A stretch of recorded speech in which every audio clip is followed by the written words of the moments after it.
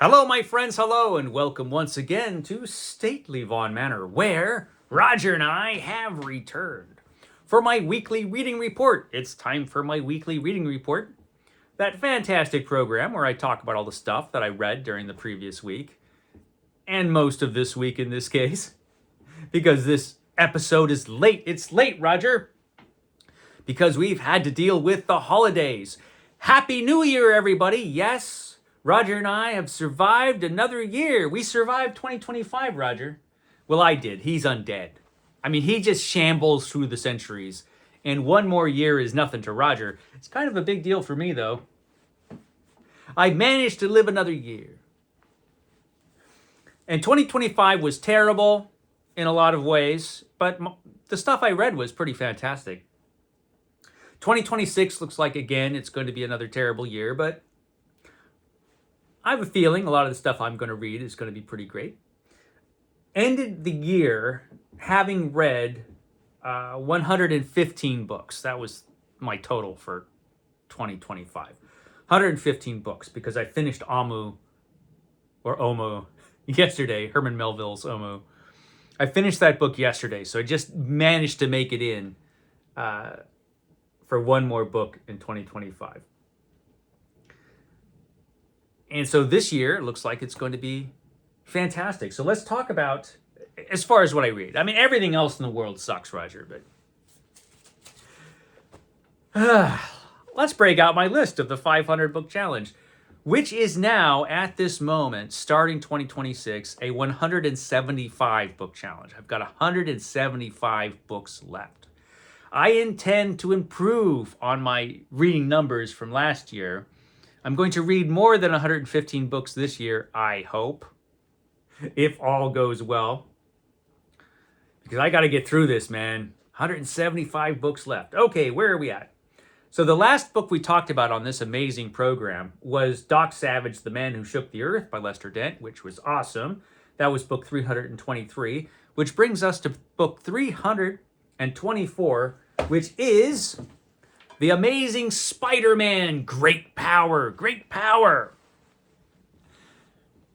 So I am reading every issue of The Amazing Spider-Man, which began in 1962 and ended, I think, in 1998. I should look that up before I actually make these videos, Roger, and I always forget. I think it was 98 when the first run ended and started right up again with a new number one. But these are the earliest days of Spider-Man collected in this epic collection. This is Epic Collection Volume 1, Great Power, with stories from 1962 to 1964. Legendary run by Stan Lee and Steve Ditko. I think it's probably the best work either of them ever did. Although you can make a good case for Doctor Strange as far as Steve Ditko is concerned. But these issues are some of the greatest comic books ever created. And reading them now, they're just fantastic. Of course, Spider-Man did not begin in his own book. He started his career in Amazing Fantasy. It was a 15, Amazing Fantasy number 15. We have this great Jack Kirby cover. The original cover by Steve Ditko was a little bit different. This is the original cover by Steve Ditko that was unused. The Jack Kirby cover is actually better than this one, although this one isn't bad. The actual stories by Steve Ditko, though, are just fantastic. I love them. I've always loved these early issues by Stan Lee and Steve Ditko. And of course, in these issues, we have Peter Parker, who has to deal with all kinds of real-world problems, like running out of money and not being the most popular guy in high school because he's still just a teenager. Dealing with the real-life consequences of his actions. It's not exactly the real world, the Marvel Universe, but it's a step closer to the real world than the DC Universe, that's for sure. This kind of thing has been referred to by my partner on Epic Comic Book Wednesdays, Steve Donahue, as the Stan Lee virus, which infected comic books. It infected comic books with awesomeness. And Stan Lee began that with the Fantastic Four. I've just finished reading the first run of the Fantastic Four recently, and that was wonderful. But he started off that kind of thing in that comic book. But he really dials it up in Amazing Spider-Man. And it's just gripping stuff. It's wonderful. The first two epic collections of Spider-Man, of the Amazing Spider-Man, collect all of the Stan Lee, Steve Ditko issues. Basically, they take what was in the Amazing Spider-Man Omnibus number 1 and split them into two epic collections. It is a little bit awkward because this epic collection, the first epic collection, ends after the first part of what is really a trilogy. This ends with the return of the Green Goblin, in which Spider-Man seems to run away from the Green Goblin during a fight. Actually, he had heard the terrible news that Aunt May had a heart attack, so he has to rush off to Aunt May. But the whole world thinks that Spider-Man is now a coward. And no one loves that more than J. Jonah Jameson, Spider-Man's nemesis, and as Peter Parker, his employer at the Daily Bugle. Of course, this makes J. Jonah Jameson super happy, and so he goes around with this ghastly gargoyle-like smile, which is hilarious.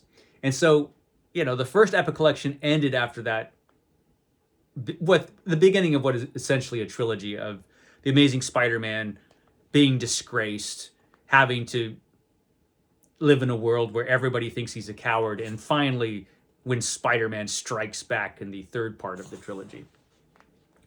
And it's fantastic. And of course, J. Jonah Jameson goes through the whole issue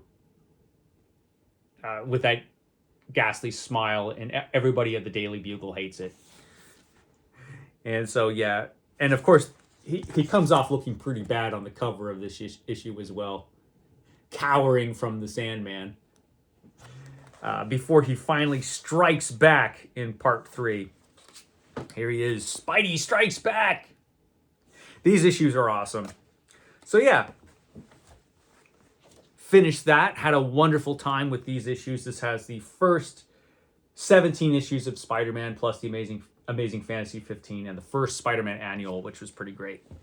And I am currently reading this one, Volume 2, Great Responsibility. So reading that, which brings me to book 325, which I finished yesterday, the last day of 2025, which was Omoo by Herman Melville, which I read for Roger's Cheap Old Book Club, the cheapest book club around. Everything on Roger's Cheap Old Book Club is available for free from Project Gutenberg. You can't get better than free, right, Roger? Roger's Cheap Old Book Club will be returning.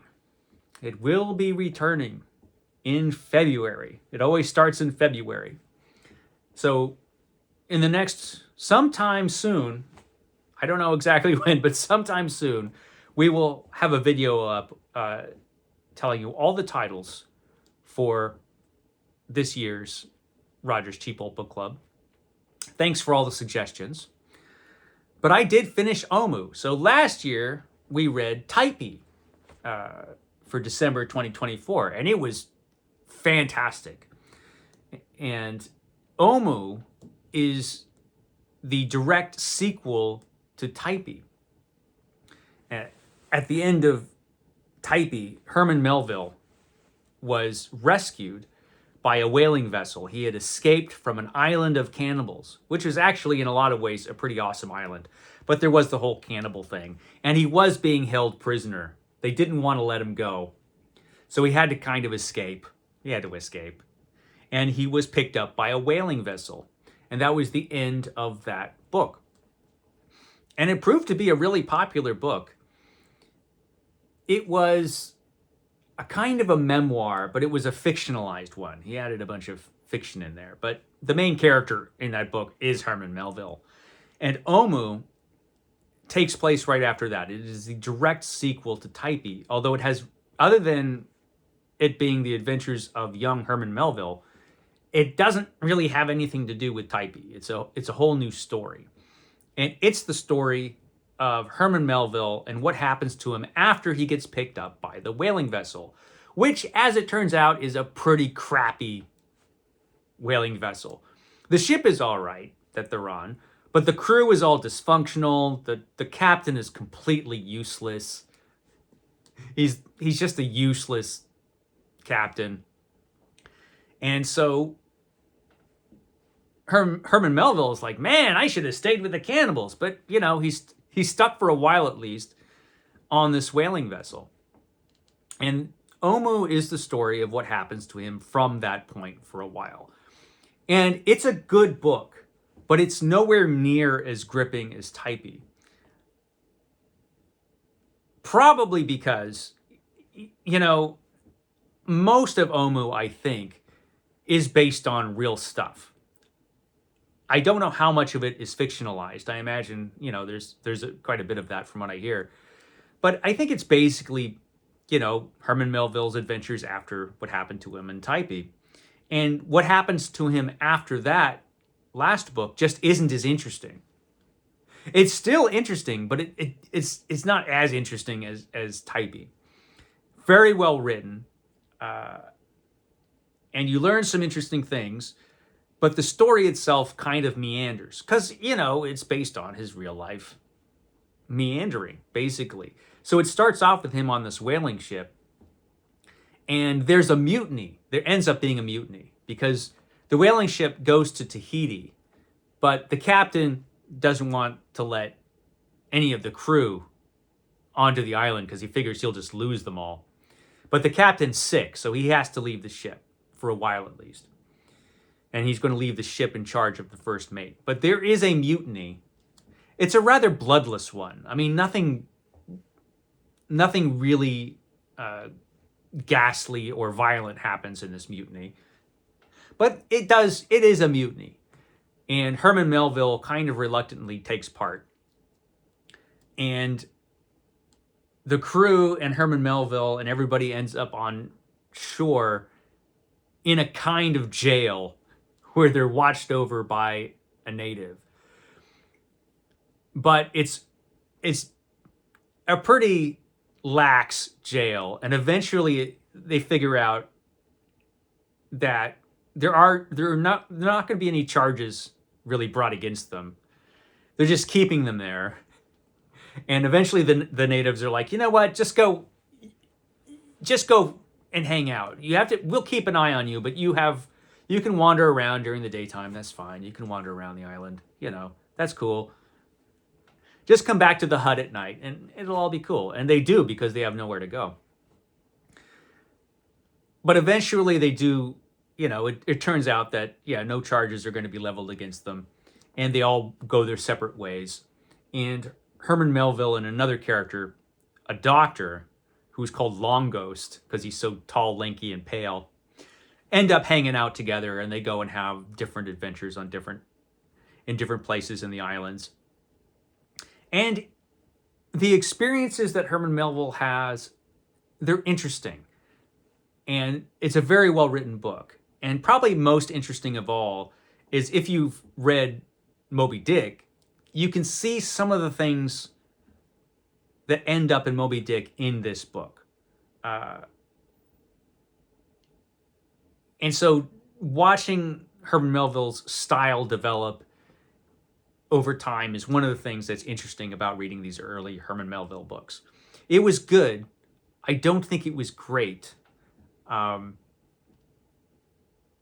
So yeah, not as good as Typee. Certainly not as good as Moby Dick.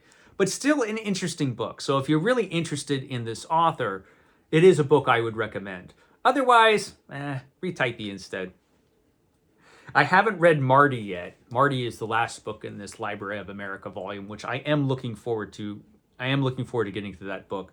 But I might not be able to get to that book until another year or so. It's not going to be part of Roger's Cheaple Book Club, I don't think. But yeah, I'll get to it eventually. So that's what I read. That was book 325, Omoo, last book of 2025. And I'm beginning this year, I break out this beat up old copy of The Works of H. Rider Haggard. And I'm beginning this year with a fantastic book, which is King Solomon's Mines, which I've decided, yeah, I'm going to read King Solomon's Mines for Haggard January, which is a reading event created by Randy Ray, the bookish Texan, celebrating H. Rider Haggard, one of the most influential adventure writers of all, and a really good writer. He's just a really good writer, which you see in King Solomon's Mines. I forgot how good this book is. I've only read the first 3 chapters in this reread. I have read it before, but I read it long ago. You know, it's been a while since I've read it, and so I can appreciate all over again just how good this book is. It's a gripping book. Excellent adventure novel where Alan Quatermain, H. Rider Haggard's great character Alan Quatermain, is hired by a couple of guys to go find one of these guys' brother, who is missing. He went missing looking for King Solomon's Mines in Africa.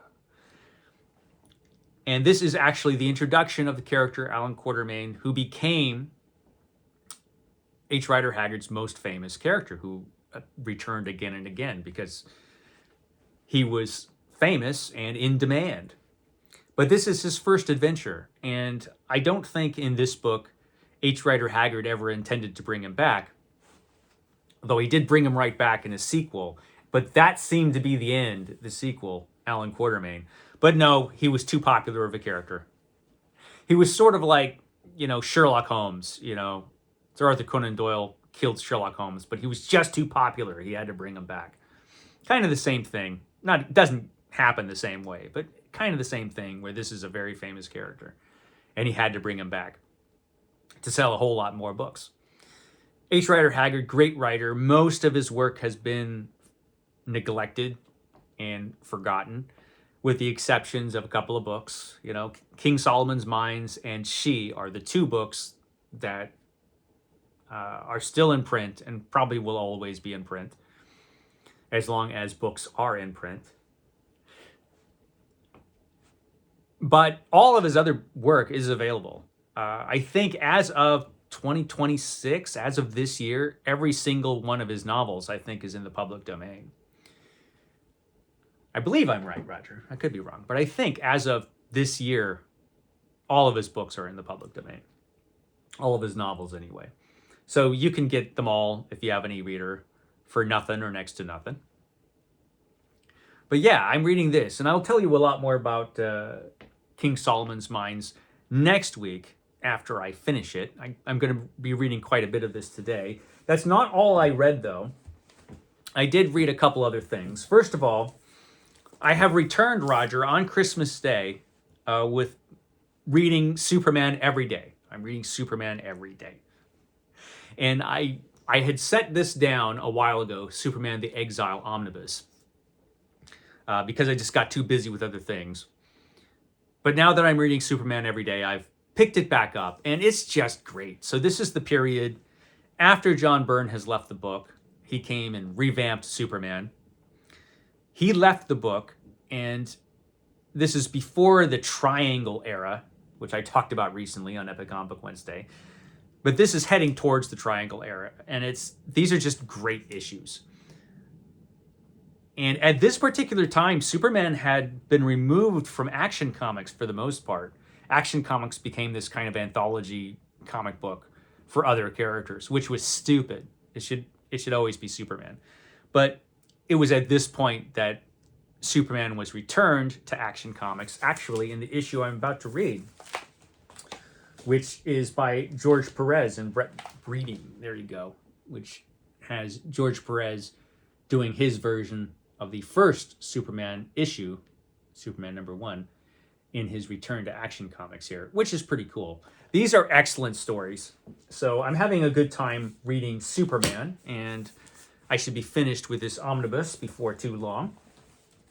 Also, I read the first couple Warlord stories from the Warlord Omnibus, and it's awesome. This is an awesome book. I talked about this book recently, and I made the mistake of saying that it was printed on newsprint, which it is not. I have been corrected more than once. This is a higher stock matte paper, which is actually acid-free, so it'll always look this glorious. So yeah, I have to correct that. Also, apparently, this is not glued binding. Apparently, it's sewn binding. But I've heard conflicting reports. But apparently, it is sewn binding. There's just a lot of glue. So there's that. But anyway, I read the first two Warlord adventures, and after the last one, Warlord is in a bad position, hung up on that tree. But this is the adventures of the character who becomes Warlord in the middle of the earth. He's basically in Mike Grell's version of Pellucidar, Edgar Rice Burroughs' Pellucidar. And it's basically a sword and sorcery science fiction comic book that is completely awesome. And the first two Warlord stories are great. And I will read a lot more of this. I'm hoping to read more of this today. And hopefully get through this whole omnibus this month. We'll see. We'll see how successful I am at that. But yeah, this is awesome. And so, yeah, I'm going to continue to read King Solomon's Mines. And then I've got a bunch of other stuff lined up for January for this month. It's also Ambuary. So I've got the last of the Chronicles of Amber from Roger Zelazny to read. I'm on the last book of that. Also doing the Hainish Cycle read-along. So I've got the first of Ursula K. Le Guin's Hainish Cycle to read, which is, I'm forgetting the title of the book because I don't have it with me. But it's the first one, and it's really short. So I've got that. I'm also going to be reading Robert E. Howard this month. Robert E. Howard's birthday is coming up. So, have to read Robert E. Howard. So, yeah, lots of cool stuff coming up. Hopefully I'll have another video up soon. I always have a lot of things I want to talk about, but I don't have enough time to make videos. That's my curse. It's my curse, Roger, which probably isn't as bad as Roger's curse, where he has to wander the earth forever, eating people and drinking their blood. But we all have our burdens, Roger. I will catch you next time.